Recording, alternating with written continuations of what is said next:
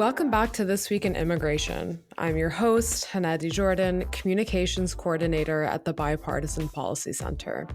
Joining this week regular Theresa Cardinal Brown today, we have another member of Congress, Representative Salud Carbajal for California's 24th District.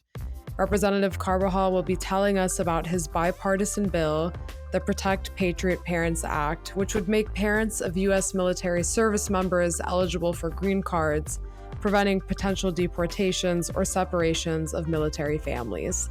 Then, Theresa will break down the latest border numbers and litigation around the Biden administration's circumvention of lawful pathways rule. Stay tuned.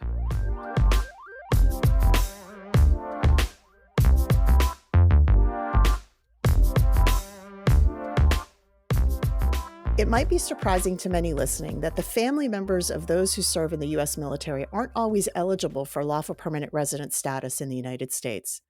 As we will hear today, this can sometimes result in deportations or separations of military families, despite their military service members having played a critical role in our country's national security. To talk about this issue, we're pleased to welcome Democratic Congressman Salud Carbajal, who has represented California's 24th District since 2017. Prior to this, Representative Carbajal served as Santa Barbara County's 1st District Supervisor for 12 years and previously served 8 years in the United States Marine Corps Reserve, including active duty service during the Gulf War in 1992. He's also an alumnus of the Bipartisan Policy Center's American Congressional Exchange Program, where he traded time in district with Republican Representative Don Bacon of Nebraska. So, Congressman, welcome to This Week in Immigration. Thank you very much. I'm looking forward to our discussion. So, I know that you want to talk about the Protect Patriot Parents Act, but before we get into the meat of the bill, we want to hear about what sparked your interest in immigration and how it has impacted your life. So, can you talk a bit about your background and early career and the way it shapes your role? Certainly. Well, for starters, it's important to note that I immigrated to this country at the age of 5. I'm an immigrant myself.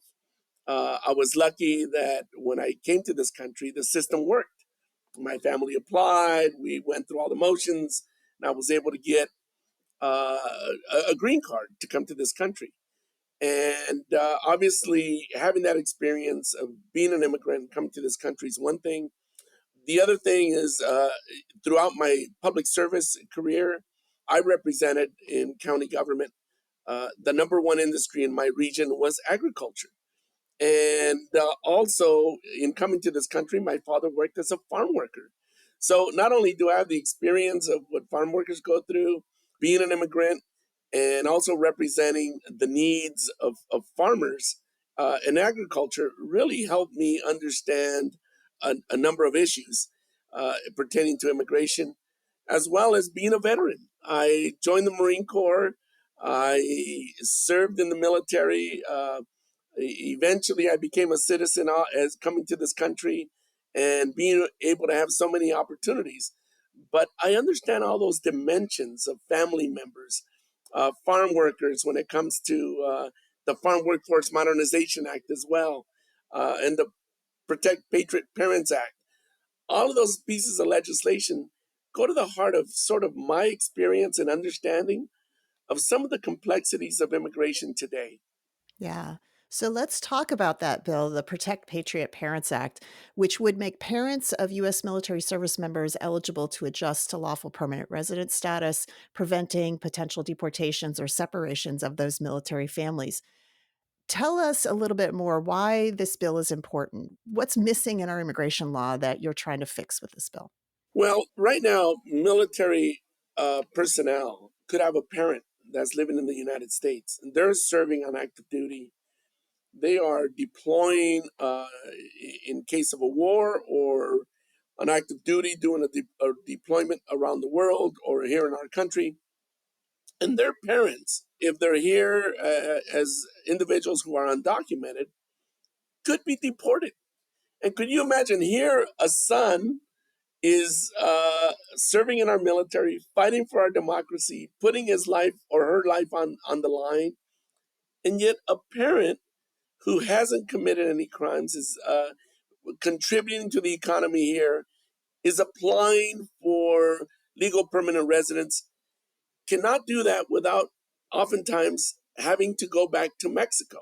And there's a case in my district, Juana Flores, who had been here 30 years, has 10 children, 19 grandchildren, has been an abiding citizen, a law abiding citizen.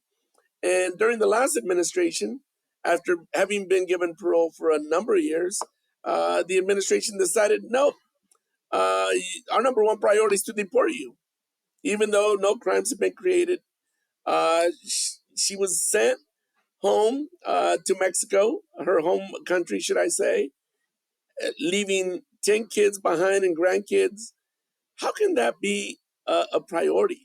Individuals who perhaps commit crimes, we understand. But in this case, it was just a mother who was contributing to our economy, doing good, a parent of a service member who's putting his life on the line. And that service member had to every day think, oh my God, is my mother going to be deported today? Instead of focusing on the mission, the readiness. Yeah. So, as a person who served in the military, you talk about sort of those things that military members worry about back home while they're serving. So this is sort of an added dimension of that, right? That their family may be in jeopardy of being deported and they're not there. They can't offer help or protection. That's something that can distract them from the mission. So do you see this as sort of, I mean, it's clearly an immigration issue, but also sort of a national security issue, or just sort of being on the side of our people in uniform, or all of the above? Yes, all of the above. But let me tell you what this bill does specifically. Yeah. What it does is it allows a parent, for example, that's living in the United States, that is applying for their legal permanent residency, to not have to be deported, to be given an opportunity to adjust their status while living in the United States. It's not giving them anything, they're still going through the process. They are just allowed to be in place, live in place here in the United States while they're going through that process. It's not deporting them, and it gives our service members peace of mind Mhm. to know that there is a process that is being pursued, that their family members are not being persecuted or deported, and that they can focus on the mission at hand to protect the United States of America and give, as they say, write a check up to their own lives for the sake of serving our country. Yeah. So you introduced a version of this bill last Congress. I think it was mainly Democrats on board that one. You got a Republican, Maria Salazar, who we happened to interview on our last podcast episode about her Dignity Act, to co-sponsor on this bill. Why do you think it was so important to try to get a bipartisanship on this bill? Well, I think, well, one, I'm in the minority, and two, it's anytime we can achieve bipartisanship, I think it lends itself to more effectiveness and more effective progress in moving the legislative process forward. So it's always great to be able to demonstrate to both sides of the aisle that this is something worth considering. And so I was very appreciative that my colleague, Representative Salazar, signed on as a co sponsor of my bill. And I think it just makes it that much stronger and possible for it to move forward. Are you continuing to seek out other colleagues on both sides of the aisle to get on this bill and try to see if it can move? Absolutely, actively doing so.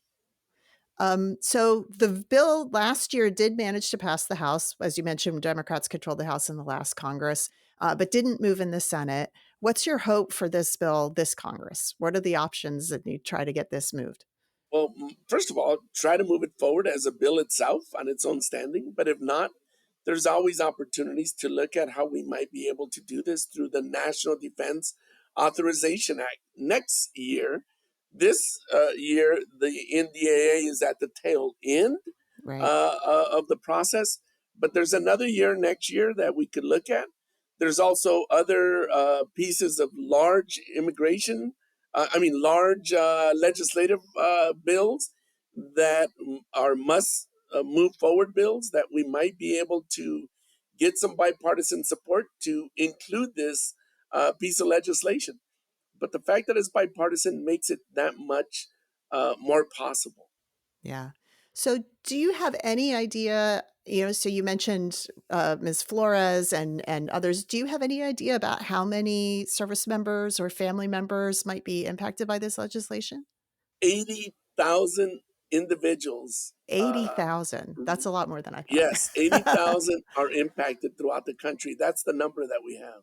Wow, wow. So this would be something that could help quite a few service members and their Absolutely. families. And again, just to simplify this, a service member is serving, and their parents have been in our country for 20, 30 years, completely contributing to the economy, law-abiding citizens, have applied for their legal permanent residency. And again, all this is saying is let them reside in the United States while they adjust their status and attempt to get their legal permanent residency. That's all it's saying. And it takes the stress out of our service members to know that while they're out there fighting, doing a huge mission, that they don't have to have the stress of, is my father or mother going to be deported today? Yeah. So we're going to take a quick break, and when we come back, we're going to talk more about the Farm Workforce Modernization Act that you mentioned. So stay tuned.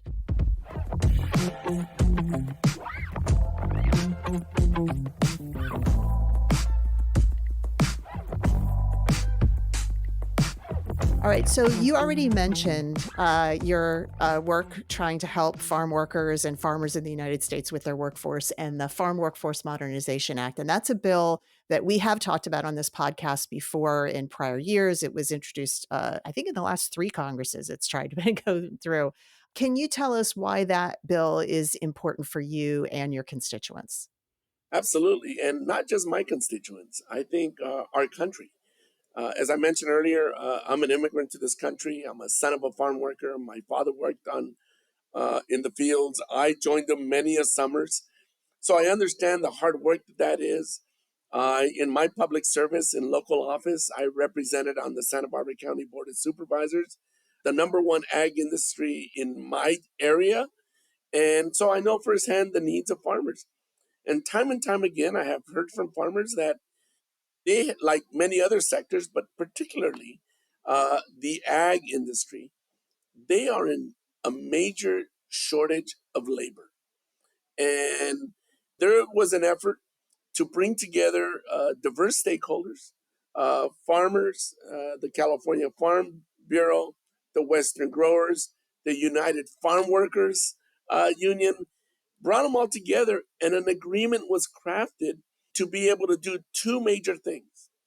The first is provide a legal pathway for those individuals that are working in agriculture that would also provide a legal pathway for their family members, for existing domestic labor that exists.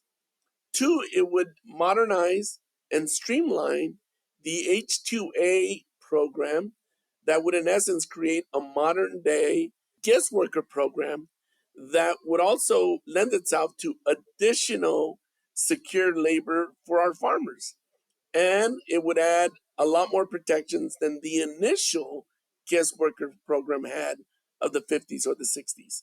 And this was an agreement that everybody came together on and resulted in the Farm Workforce Modernization Act.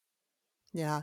So when we talked about this bill previously on the podcast, we said this is like comprehensive immigration reform, but for agriculture, because it has all those pieces. It has reforms to the legal immigration system. It has regularization for the undocumented who are working in farm workforce. It has enforcement, as I recall, that it does require E-Verify to be put in place Yes, in and that was one of agriculture the over a while. compromises. Yeah.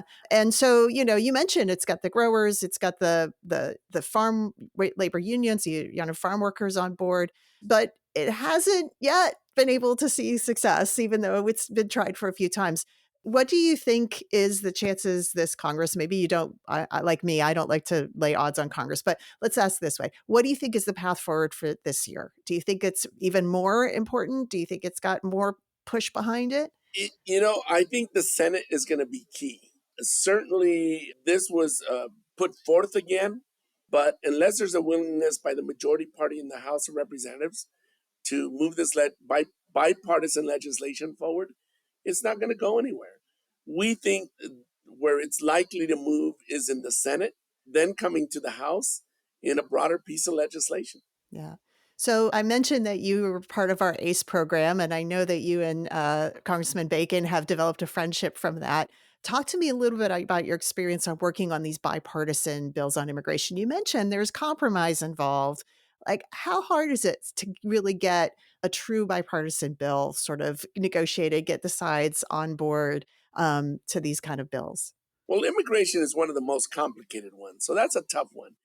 But still, what it involves is really working on developing authentic relationships where you can really bring about trust and a willing to collaborate and working together to find common ground on how we could agree to disagree, and where we agree, find a way to craft it in a way that will get us the best result. And I think it starts with a commitment to authentically building relationships with your colleagues across the aisle. And for me, it's been a guiding principle that I used and abided by in local government, and I've done that here in Congress. And it's allowed me to develop the type of relationships and trust that has lent itself to being able to find compromise and co-sponsorships on legislation such as this. Yeah. So I guess the hope is that doing that and keeping persistent at that will kind of unstick some immigration legislation. As you mentioned, you haven't had a whole lot of success lately, but hopefully we can get it unstuck. As we come to the end of our time, is there anything else you'd like to share with our audience on This Week in Immigration? No, let me just say that when it comes to the Farm Workforce Modernization Act, the United States Chamber of Commerce was also a supporter of this effort. And when you build broader coalitions outside of Congress, it also lends itself to helping advocate and push other colleagues on both sides of the aisle to get on board and move forward. What I would say is immigration is key to a strong economy, and it's important to not look at immigration as we traditionally view it, just a polarizing issue that we have oftentimes not been able to come together on. There are economic ramifications. And most economists across the board, with few exceptions, have articulated that immigration reform, especially comprehensive immigration reform, would bring about a positive boom to our economy. It would actually enhance GDP, and it would make us that much stronger of an economic powerhouse. Well, Representative Salud Carbajal, thank you so much for joining us on This Week in Immigration. Maybe we'll have you back after this bill gets passed. Thank you, Theresa. Hope so. Looking forward to it. And thank you for your time. Thank you. Massive thanks to Representative Carbajal for taking the time to tell us about this bill and his experience working across the aisle. We're going to take a quick break, and when we come back, Theresa and I will cover the latest border numbers and recent litigation news.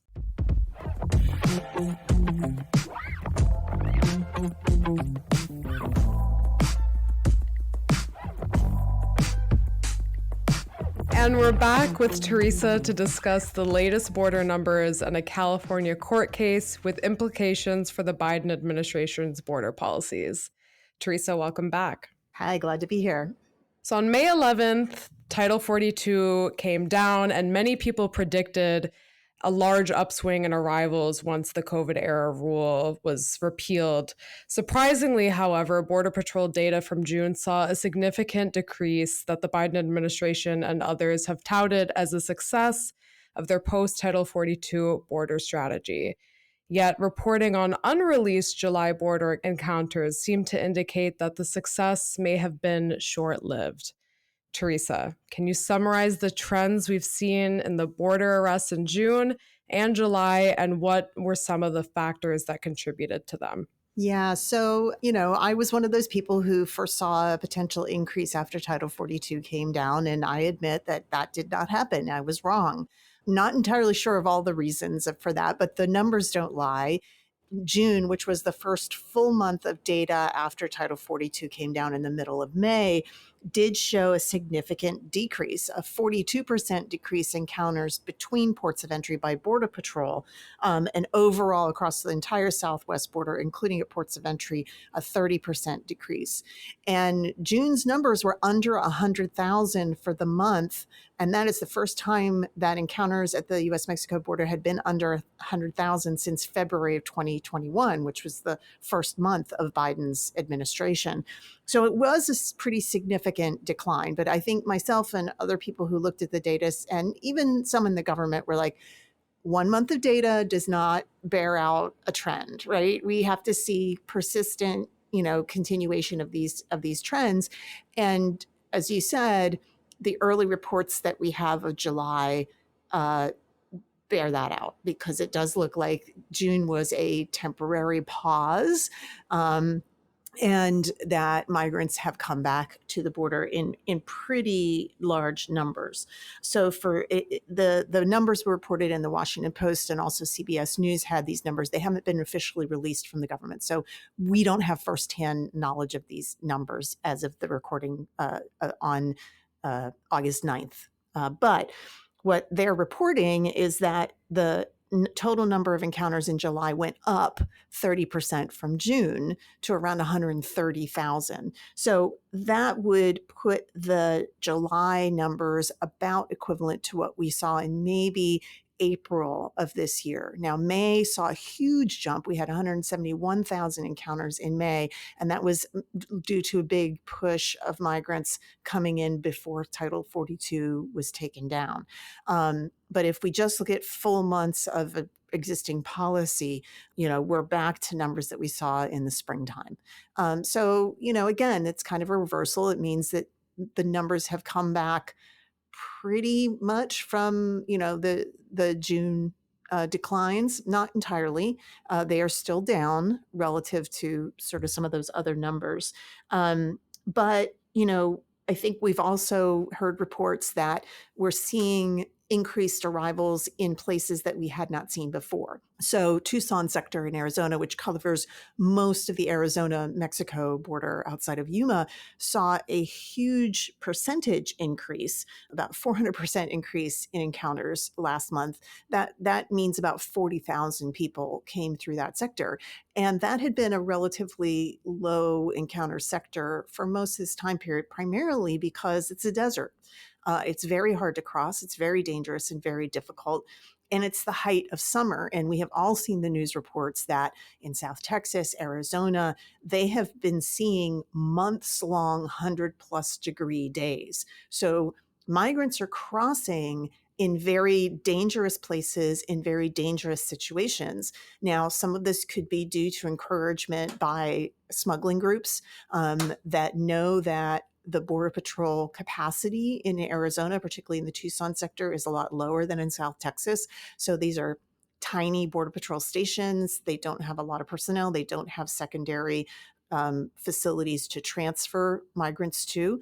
And so I'm sure that the smugglers are telling migrants you're more likely to be released if you're encountered in these places. The other trend that is being reported is an increase again in family units that are arriving especially between ports of entry. And this is of concern because the Biden administration does not have as many facilities to hold families, particularly families with really small children. So a lot of these people are being released into the country. So I think what we have said for a long time on This Week in Immigration is when we look at border data, you cannot draw really solid conclusions from a short time period. You have to look at data over time.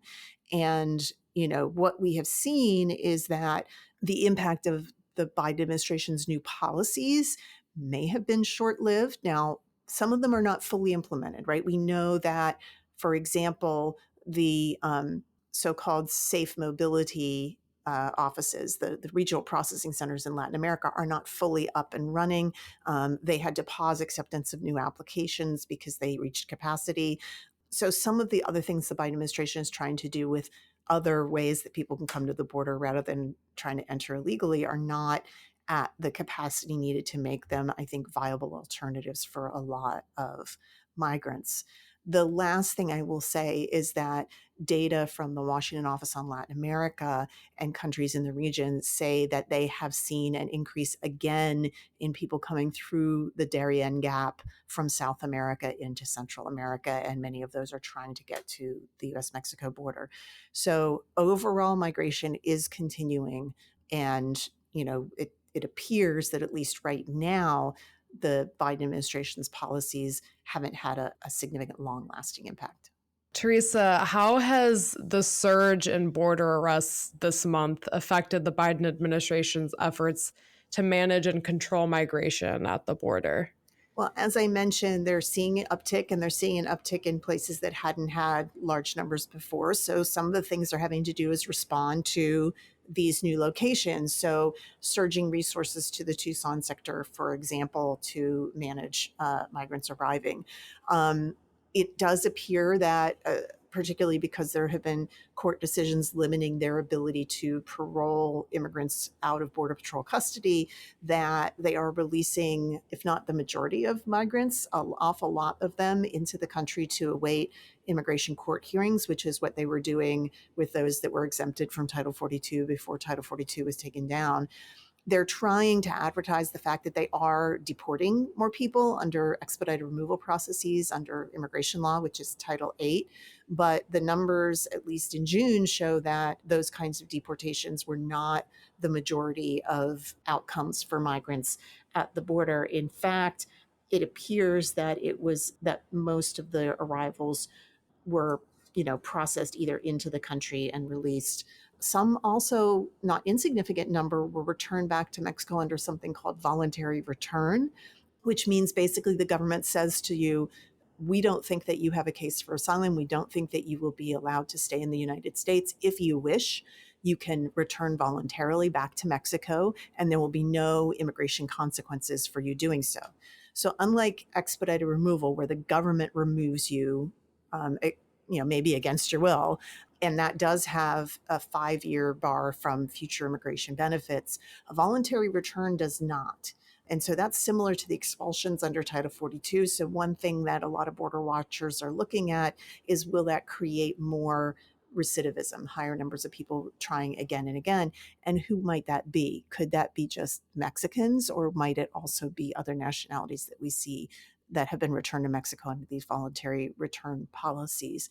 I think, in general, the Biden administration is still trying to manage the numbers, manage the capacity in their facilities, both at Border Patrol and at ports of entry. And so they are using the different authorities under immigration law to the extent they can to try to manage those arrivals. We have seen an increase in the number of people processed through ports of entry, either with a CBP-1 appointment, or they are allowing some number of people, it's unclear how many, to come through a port of entry, even if they don't have a CBP-1 appointment. Maybe they have a medical condition or particularly vulnerable if they stay in Mexico. Most of those people arriving at ports of entry are being released with a notice to appear for immigration court proceedings. A small number, maybe 1,500, were processed for expedited removal. So that means probably they had a previous immigration case that resulted in deportation, or maybe they had a criminal conviction that would, or some concern over their identity or safety that would not allow them to be released into the country to wait their immigration court hearings. So they're in expedited removal proceedings to wait on a credible fear interview. All of these things, as I said, are ways that the government is trying to just manage the numbers, where they arrive, how they arrive, the time in custody under the existing immigration laws. I think they want to rely on the fact that most people, or many people, will be deported or will not be able to claim asylum under their new asylum rule to try to deter migrants. But again, the numbers for July show that that probably isn't the case. So you've described what steps the administration has taken to address the surge, but what are some tools in their arsenal that they haven't pulled out yet that you think would be effective in addressing all of these trends that you've described? Well, I think that the Biden administration is a little bit limited in what else they might have in their arsenal. And they're limited for a few different reasons. One of which is courts. And we'll talk about this in a minute. But Some of these policies are under court challenge. The administration is very concerned about, whether or not a court will further limit their ability to use some of these things. For example, the court in Florida that said you can't parole people out of Border Patrol custody into the United States. That's not a permissible use of the parole authority. That limits the ways that the Biden administration can manage the number of people in their custody at any given time, which is why more people are being either sent back to Mexico on voluntary return or released on their own recognizance, basically without any monitoring. Other things that they are looking to do, they are trying to figure out, can they expand affirmative parole, like the programs that are applied to Cubans, Haitians, Nicaraguans, and Venezuelans, where they can apply before they get to a border for this parole program. I think they're probably looking at other things they might do there, but those programs are also under litigation. So, who knows if they'll be able to stay. And I think that, again, they are also limited by the fact that, as much as I think some conservatives and border hawks don't wish it to be true, our immigration law is fairly clear that anyone who arrives in the United States onto our soil, no matter how they come or what status they have, is entitled to apply for asylum. And as long as that is part of our law, that is restricting the ability of the government to not allow them to pursue that. Even, they have this rule in place, the asylum rule, that they're trying to limit it, but that's, it's subject to the court case that we'll talk about next. It's a great segue into the next next topic of our discussion, which is this litigation. And one of the factors that had been seen as contributing to the decline in border arrivals in June was the government's circumvention of lawful pathways rule, what asylum advocates and opponents of the policy have deemed the, quote, asylum ban. In fact, opponents of the rule sued the Biden administration in California opposing the rule. So, Theresa, can you walk us through the key points of the restrictions on migrants seeking asylum in the rule that the Biden administration introduced? Sure. So what the administration said was that under the rule is that if you arrived at the border and had not come via one of these parole programs or via a CBP-1 appointment, then you are presumed to be ineligible for asylum unless you can show that you weren't able to use the CBP-1 app or you had other restrictions that made that unusable, or you had applied for asylum in another country and been denied before you came to the United States, or if you were one of the nationalities eligible for parole, you had to have used that parole program rather than arriving without it. So this was seen as basically additional restrictions on who is eligible to apply for asylum. And the Biden administration issued this rule, before Title 42 came down. They made a big deal of talking about it and saying, this means that most people who arrive to the border, unless they have one of these appointments, are not going to be able to ask for asylum. In other words, they're trying to close what some people have called the asylum loophole at the border. I don't call it a loophole. It is part of the law, but it is there. And a lot of people are taking advantage of that provision. I think the challenge here is that it reads very similarly to Trump administration rules that were struck down by the court, the so-called transit or entry ban rule that said anybody who tried to ask for asylum between ports of entry was not eligible. So you had to ask for asylum only at a port of entry. And then the other rule that was struck down was the so-called transit ban, which similarly to the Biden administration rule said you had to have applied for asylum in at least one country you transited before you got to the border, or you would not be eligible for asylum.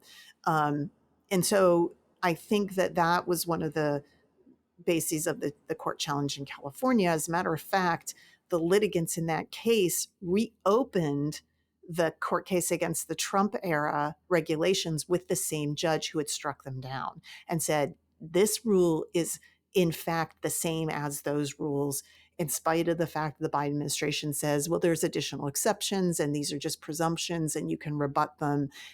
They said it has the same effect.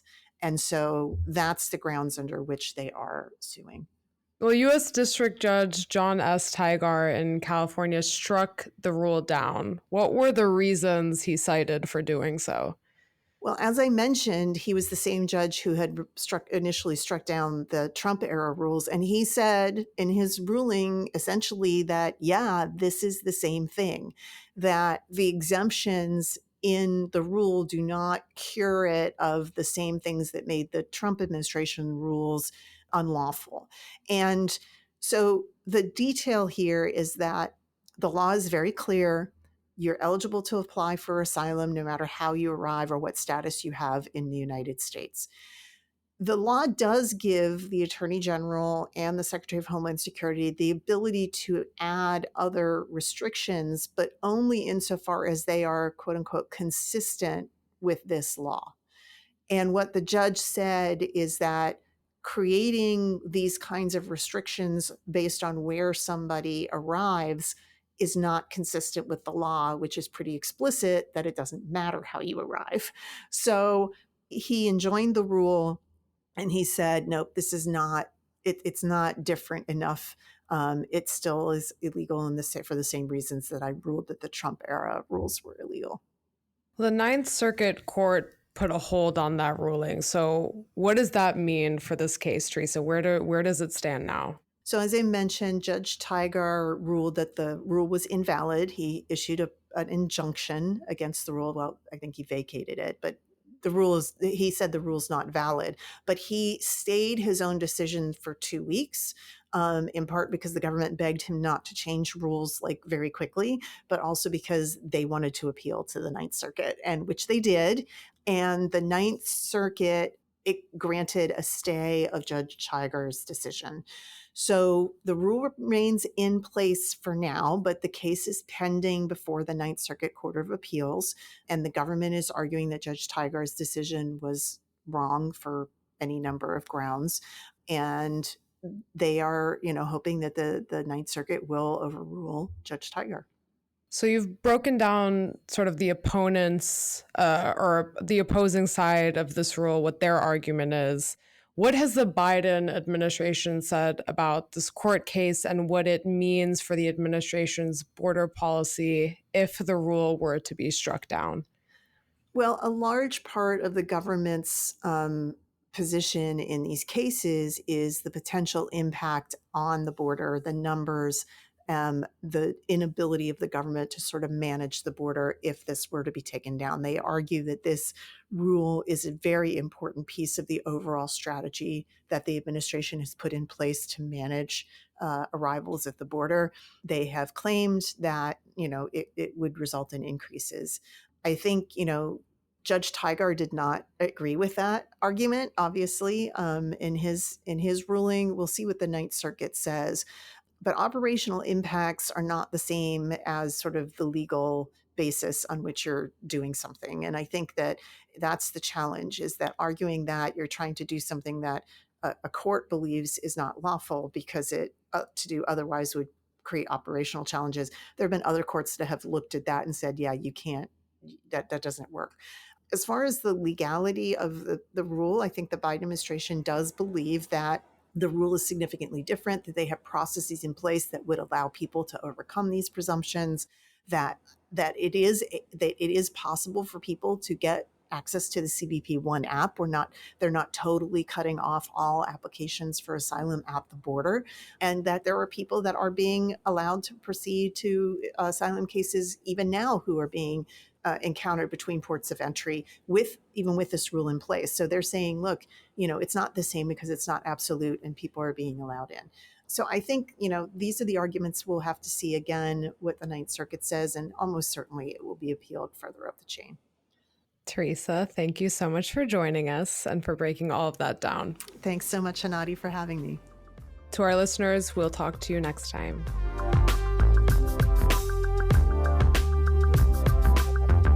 One last reminder to subscribe, rate, and review this podcast on Apple Podcasts, Spotify, or your favorite podcast platform, and share it with your friends and colleagues. You can also find more information on all of the issues we discuss here on the show at bipartisanpolicy.org/immigration. You can follow the Bipartisan Policy Center on Twitter at BPC_bipartisan. You can follow Theresa Cardinal Brown at BPC_T Brown. Send your comments and feedback to us at immigration@bipartisanpolicy.org. I'm Hanadi Jordan. This Week in Immigration was created and executive produced by Theresa Cardinal Brown. This week's episode was written by Jack Maldi, Hanadi Jordan, and Theresa Cardinal Brown. Joshua Joe is our audio editor. The executive producer of BPC Podcasts is Lucy Manning. See you next time on This Week in Immigration.